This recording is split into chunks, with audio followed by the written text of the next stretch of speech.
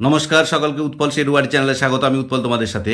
আজকের ভিডিওতে আমরা আলোচনা করব ক্লাস 8-এর লেসন 4 সুগত বোসের লেখা দ্য গ্রেট এস্কেপ এই গদ্যাংশের দ্বিতীয় পাঠটিকে নিয়ে, অর্থাৎ পেজ নাম্বার 34 34 পাতার প্রতিটি লাইনের বাংলা অনুবাদ ও বিশ্লেষণ করব এবং তার শেষে যে অ্যাক্টিভিটিগুলি আছে অর্থাৎ অ্যাক্টিভিটি 4 এবং অ্যাক্টিভিটি 5-এর প্রত্যেকটি প্রশ্নের উত্তর নিয়ে ডিটেলসে আলোচনা করব। তাই তোমরা ভিডিওটা স্কিপ না করে অবশ্যই প্রথম থেকে শেষ পর্যন্ত দেখবে। আর যারা আজ আমার চ্যানেলটা প্রথম দেখছো বা চ্যানেলটা এখনও সাবস্ক্রাইব করোনি, তারা অবশ্যই চ্যানেলটা সাবস্ক্রাইব করে পাশে থাকা বেল বাটনটা প্রেস করবে, যাতে পরের ভিডিওগুলো আপলোড করার সাথে সাথে তোমাদের কাছে নোটিফিকেশন পৌঁছে যায়। আর যারা অলরেডি সাবস্ক্রাইব করে নিয়েছো তাদের অসংখ্য ধন্যবাদ।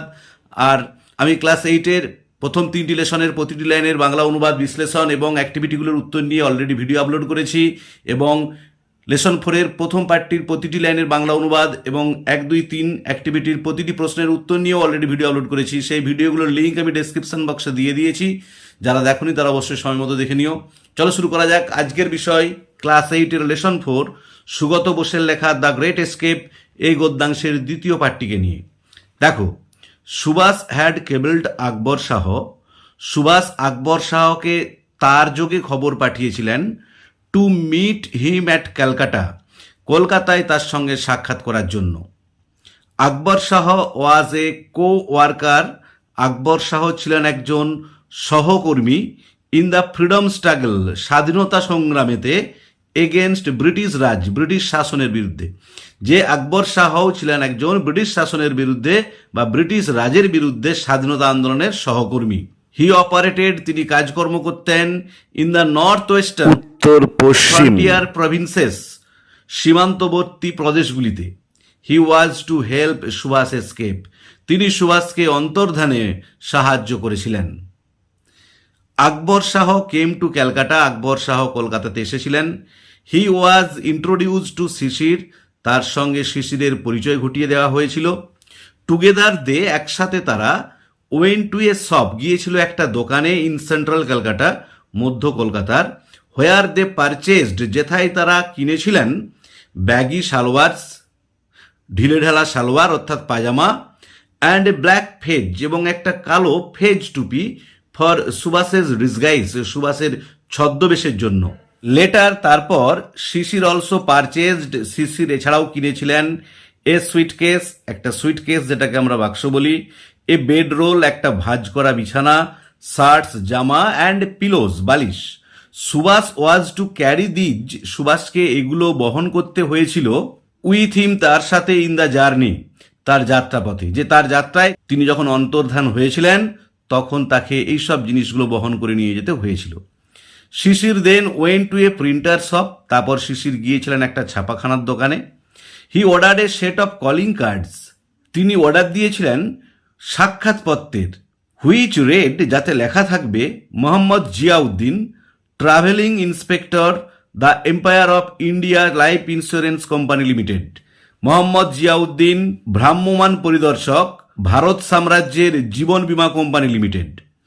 This was the false identity, এটা ছিল একটা মিথ্যা পরিচয়, with which Subhas was to travel, যে পরিচয়টা নিয়ে সুভাষকে ভ্রমণ করতে হয়েছিল। অন 16 জানুয়ারি 1941, 1941 খ্রিস্টাব্দের 16 জানুয়ারি, Sisir finished his dinner early, Sisir সকাল সকাল রাতের খাবার শেষ করেছিলেন। And drove to Elgin road, এবং গাড়ি চালিয়ে এলগিন রোডে গিয়েছিলেন, অ্যারাউন্ড 8:30 PM, 8:30 নাগাদ, যে রাত্রি 8:30 নাগাদ শিশির সকাল সকাল তার রাতের খাবার শেষ করে গাড়ি চালিয়ে এলগিন রোডে গিয়েছিলেন। He park the Wanderer at the back of the house, তিনি দাঁড় করিয়েছিলেন ওয়ান্ডারার গাড়িটা বাড়ির পিছনের দিকে, মানে যে গাড়িটাকে তারা বেছে নিয়েছিলেন তাদের পলায়নের জন্য বা তাদের অন্তর্ধানে সাহায্য করার জন্য। শিশির অ্যান্ড সুভাষ হ্যাড মেনটেন্ড, শিশির এবং সুভাষ মেনে চলেছিলেন, বজায় রেখেছিলেন, টোটাল সিক্রেসি, সম্পূর্ণ গোপনীয়তা, about the plan of escape, তাদের এই পলায়নের পরিকল্পনার ক্ষেত্রে। নান অফ দ্য ফ্যামিলি মেম্বার্স, পরিবারের কোনো সদস্যই, নিউ এনিথিং, কোনো কিছুই জানতো না, এক্সেপ্ট, ছাড়া, কে ছাড়া, দেখো, সুভাষের নিস, সুভাষের ভাইজি ইলা, অ্যান্ড মেল কাজিন, দেখো কাজিন মানে খুড়তো, জারতো, মামাতো, পিস্ততো, ভাই বোন সবই হয়, এখানে যেহেতু মেল কাজিন বলে দিয়েছে মানে একটা খুড়তো বা জারতো ভাই, দ্বিজেন, তার নাম ছিল দ্বিজেন। সুভাষ অ্যান্ড শিশির ওয়েটেড, সুভাষ এবং শিশির অপেক্ষা করেছিলেন, আনটিল, যতক্ষণ না, the rest of the Bose family, বাকি পুরো বোস পরিবারটা হ্যাড ফলেন অ্যাসলিপ, ঘুমিয়ে পড়ে। যতক্ষণ না পুরো বোস পরিবার ঘুমিয়ে পড়েন ততক্ষণ পর্যন্ত তারা দুজন অপেক্ষা করেছিলেন। Subhas had changed into his disguise as Mohammad Ziauddin, Subhas তার ছদ্মবেশ ধারণ করলেন মোহাম্মদ জিয়াউদ্দিন হিসাবে। He was dressed in a long brown coat, তিনি পোশাক পরেছিলেন একটা লম্বা বাদামি রঙের কোট, ব্যাগি সালোয়ার্স, ঢিলেঢালা salwar, and a black fez, এবং একটা কালো ফেজ বা কালো টুপি। তিনি পরেছিলেন গোল্ড ওয়ার রিমড স্পেকটাকেলস, সোনার তার দিয়ে বাঁধানো চশমা। ইট ওয়াজ 1:35 AM, তখন ছিল রাত্রি 1:35। দ্য নাইট ওয়াজ মুনলিট, রাত্রিটা ছিল চন্দ্রালোকিত। দ্বিজেন সিগন্যাল, দ্বিজেন সংকেত দিয়েছিলেন ফ্রম অ্যান আপস্টেয়ার্স উইন্ডো, ওপরের তালার এক জানালা থেকে, দ্যাট যে no policeman was nearby, পাশাপাশি কোনো পুলিশম্যানকে দেখতে পাওয়া যাচ্ছে না বা কোনো পুলিশকে দেখতে পাওয়া যাচ্ছে না। যে ওপর তালার এক জানলা থেকে দ্বিজেন লক্ষ্য করে তাদেরকে জানালেন যে পাশাপাশি কোনো পুলিশ নেই, ওদের বাড়ির কাছাকাছি কোনো পুলিশ ছিল না। বাই ডে, দিনের বেলায়, the policeman sat on a charpoy, পুলিশেরা বসে থাকতো একটা খাটিয়ার উপরে, at the corner of Elgin road and Woodburn road, Elgin road এবং উডবার্ন রোডের সংযোগস্থলে বা কোণে, যে একটা চারপায়া খাটিয়ার উপরে তারা বসে থাকতো। They paced up and down the street, তারা রাস্তার এদিক সেদিক হেঁটে বেড়াতো, বিফোর সুভাষের হাউস, সুভাষের বাড়ির সামনে। On the cool winter night, ঠান্ডা শীতের রাতে, অফ জানুয়ারি 16, 16 জানুয়ারির, যে 16 জানুয়ারির ঠান্ডা শীতের রাতে, দে হ্যাড প্রেফার্ড, তারা পছন্দ করেছিল, the comfort of the warm blankets, উষ্ণ কম্বলের আরামটা, অন দ্য চারপই, ওই চারপায়ে খাটিয়াতে, যে তারা চারপায়ে খাটিয়ার উপরে উষ্ণ কম্বলের আরামটাকে বেশি পছন্দ করেছিল, মানে তারা যাতায়াত বন্ধ করে দিয়ে কম্বল মুড়ি দিয়ে শুয়ে পড়েছিল। দেখো এখানে ওয়ার্ড নেস্টে কয়েকটি ওয়ার্ড দেওয়া আছে। কেবলড মানে টেলিগ্রাফ, তার যোগে খবর দেওয়া। ফ্রন্টিয়ার মানে বর্ডার, সীমান্তবর্তী। প্রভিন্সেস মানে রিজিয়নস, প্রদেশ। ব্যাগি মানে লুজ ফিটিং, যেটাকে ঢিলেঢালা বলা হয়। ফেজ হচ্ছে এ ফেল্ড ক্যাপ, এক ধরনের টুপি। Shaped like a flat topped কোন, উপরটা কোনের মতো, মানে একটা শঙ্কুর মতো। বেড রোল মানে হচ্ছে bedding rolled up for carrying, বিছানাপত্র যেটাকে ভাঁজ করা থাকে বহন করার জন্য। তাহলে এখন আমরা দ্য গ্রেট এস্কেপ এই গদ্যাংশের দ্বিতীয় পার্টটা, অর্থাৎ পেজ নম্বর 34 প্রতিটি লাইনের বাংলা অনুবাদ করলাম। এরপর অ্যাক্টিভিটি 4 এবং অ্যাক্টিভিটি 5 এর প্রত্যেকটি প্রশ্নের উত্তর নিয়ে ডিটেলসে আলোচনা করব। দেখো অ্যাক্টিভিটি 4 কি বলা আছে, write T for true and F for false statements in the given boxes, যে নিচের বক্সগুলোতে সত্য বাক্যগুলোর জন্য টি লেখো এবং মিথ্যা বাক্যগুলোর জন্য এফ লেখো। Give supporting statement for each of your answers, তোমার প্রত্যেক উত্তরের সপক্ষে বাক্য দিতে হবে বা সাপোর্টিং স্টেটমেন্ট দিতে হবে। দেখো আমি তোমাদের সুবিধার জন্য উত্তরগুলো লিখে দিয়েছি, একটু ছোট ছোট করে লিখতে হয়েছে, তোমরা একটু ভালো করে দেখে নাও। দেখো Akbar Shah operated in the North Eastern Frontier Provinces, যে আকবর শাহ কাজ করতেন উত্তর পশ্চিম সীমান্তবর্তী প্রদেশগুলিতে। এটা ফলস, মিথ্যা, তাই আমি এফ লিখেছি। দেখো সাপোর্টিং স্টেটমেন্ট হবে Akbar Shah operated in the North Western Frontier Provinces, যে আকবর শাহ কাজ করতেন উত্তর পশ্চিম সীমান্তবর্তী প্রদেশগুলিতে। আবার বলছি সাপোর্টিং স্টেটমেন্টটা, Akbar Shah operated in the North Western Frontier Provinces. এবার বিয়েটা দেখো, the items of clothing for Subhas's disguise, সুভাষের ছদ্মবেশের জন্য যেসব জামা কাপড়গুলো নেওয়া হয়েছিল, were purchased from a shop in South Kolkata, সেগুলো কিনা হয়েছিল দক্ষিণ কলকাতার এক দোকান থেকে।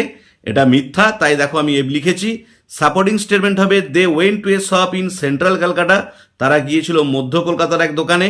হোয়ার দে পারচেজড, যেখানে তারা কিনেছিল, দেখো এখানে যেহেতু ধরেনি তাই আমি ডট ডট দিয়ে দিয়েছি, তোমরা কিন্তু পুরোটাই লিখে নেবে, যে baggy salwars and a black fez for Subhas's disguise, যে একটা ঢিলেঢালা সালোয়ার এবং কালো ফেজ টুপি সুভাষের ছদ্মবেশের জন্য। দেখো আবার বলছি সাপোর্টিং স্টেটমেন্টটা, they went to a shop in central Kolkata where they purchased a baggy salwars and a black fez for Subhas's disguise. সেটা দেখো everyone in Subhas's family was aware of his plan of escape, সুভাষের পরিবারের প্রত্যেকেই তার পলায়নের পরিকল্পনার ব্যাপারে জানতো। এটা হচ্ছে মিথ্যা, তাই আমি এফ লিখেছি। দেখো সাপোর্টিং স্টেটমেন্ট হবে নান অফ দ্য ফ্যামিলি মেম্বার্স, দেখো এখানে যেহেতু জায়গা কম আছে তাই আমি ডট ডট দিয়ে দিয়েছি, কিন্তু তোমরা ডট ডট না দিয়ে লিখবে new anything except Subhas's niece Ila and a male cousin Dwijen, আবার বলে দিচ্ছি সাপোর্টিং স্টেটমেন্টটা, none of the family members knew anything except Subhas's niece Ila and a male cousin Dwijen. ডিএটা দেখো, the policeman preferred warm blankets on the cool winter night of 16 January. পুলিশেরা পছন্দ করেছিল উষ্ণ কম্বলের আরামটাকে 16 জানুয়ারি শীতের রাতের। এটা ঠিক, তাই আমি টি লিখেছি। দেখো সাপোর্টিং স্টেটমেন্ট হবে একদম শেষের বাক্যটা, on the cool winter night. দেখো এখানে যেহেতু জায়গা নেই তাই আমি ডট দিয়েছি, কিন্তু তোমরা পুরোটা লিখে দেবে। Of January 16 they had preferred the comfort of the warm blankets on the চারপয়।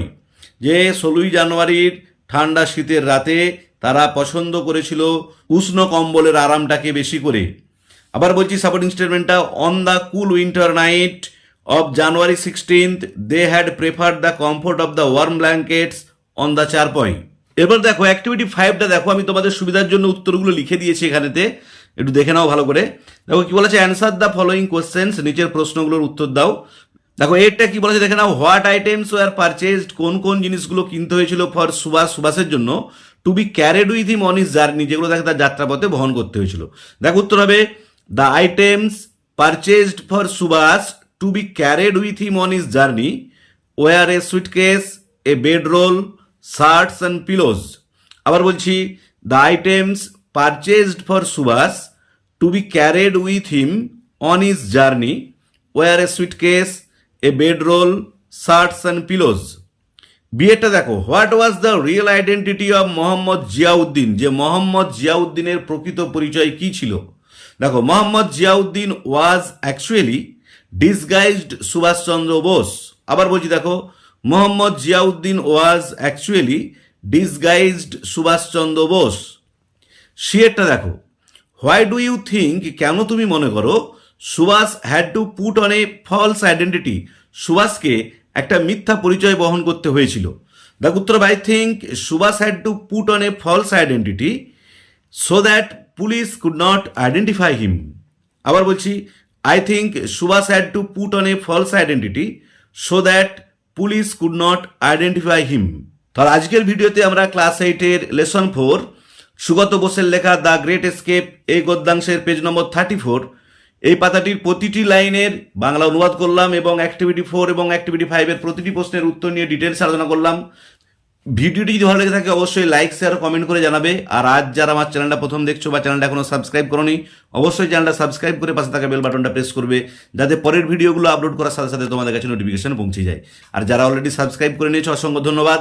আমি আগের 3টি লেসনের এবং এই লেসনের প্রথম পার্টের প্রত্যেকটা ভিডিওর লিঙ্ক ডেসক্রিপশন বক্সে দিয়ে দিচ্ছি, তোমরা অবশ্যই তোমাদের সময় মতো দেখে নিও।